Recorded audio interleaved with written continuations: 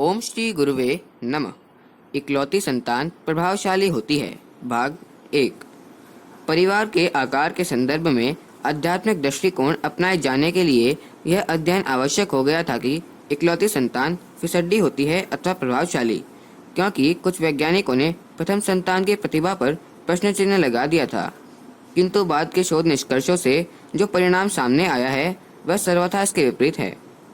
इस संदर्भ में ऑस्ट्रिया के जीव विज्ञानी फ्रैंक सलोवे ने विज्ञान जगत में तब तहलका मचा दिया जब उन्होंने अपनी एक अध्ययन report American association for the advancement of science नामक प्रसिद्ध अमेरिकी संस्थान के समक्ष प्रकाशनार्थ भेजी।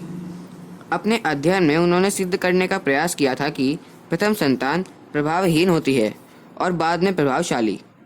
ज्ञातव्य है कि सलोवे के उपरांत इस संबंध में महत्वपूर्ण अध्ययन पिछले 4 वर्षों में विश्व के कई वैज्ञानिक संस्थानों ने किए, किंतु कुछ अपवादों को छोड़कर परिणाम सलोवे के विपरीत ही। अब से 7 वर्ष पूर्व स्वीडन के 2 मनोवैज्ञानिक सिसाइल आर्नेस्ट तथा जूलियस संगस्ट ने कई वर्षों के अध्ययन के बाद एक पुस्तक लिखी, बर्थ ऑर्डर अर्थात जन्म क्रम।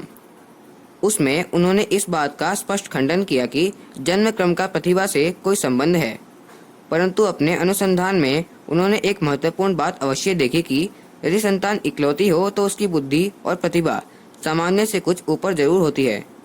लगभग ऐसा ही निष्कर्ष कैलिफोर्निया विश्वविद्यालय की मूर्धन्य समाज की विज्ञानी जूडिथ ब्लैक ने निकाला है। ब्लैक को सलोवे के जन्मक्रम सिद्धांत का प्रबल विरोधी माना जाता है, पर ऐसी बात नहीं है कि वे इसके एकमात्र प्रतिपक्षी हैं। मनोवैज्ञानिकों का एक बड़ा समुदाय भी उनके साथ है। ब्लैक अपने शोध निष्कर्ष में लिखती हैं, जन्म क्रम सिद्धांत बाह्य दृष्टि से भले ही लुभावना लगता हो, पर तथ्य की दृष्टि से यह सारहीन है। इसमें उस सच्चाई का सर्वथा अभाव है जिसका दावा सलोवे महोदय ने अपने विस्तृत अध्ययन में प्रस्तुत किया। उनकी यह टिप्पणी गहन पर्यवेक्षण पर आधारित निष्कर्ष है। उन्होंने इसके लिए विभिन्न क्षेत्रों की 1 लाख से ऊपर प्रतिभाओं से संपर्क किया। साक्षात्कार से जो तथ्य सामने आया वह चौंकाने वाला था। सर्वेक्षण के दौरान 70% लोग ऐसे पाए गए जो अपने माता पिता की इकलौती संतान थे, जबकि 30% लोग ऐसे थे जिनके कई भाई बहन थे। इस अध्ययन से एक और महत्वपूर्ण बात सामने आई, वह यह थी कि 70% प्रतिभा संपन्नों में नारियों का अनुपात पुरुषों से अधिक था। इस प्रकार ब्लैक के सर्वेक्षण से 2 बात उभर कर सामने आई। प्रथम यह कि लड़कियां लड़कों से प्रतिभा में किसी भी प्रकार कम नहीं होती, और दूसरा, इकलौती संतान चाहे लड़का हो या लड़की, उसकी बुद्धि लब्धि औसत के अधिक होती है। उन्होंने अपने शोध निष्कर्ष से यह बात का स्पष्ट उल्लेख किया है कि व्यक्तित्व विकास में परिवार के आर्थिक स्तर का प्रभाव निश्चित रूप से पड़ता है।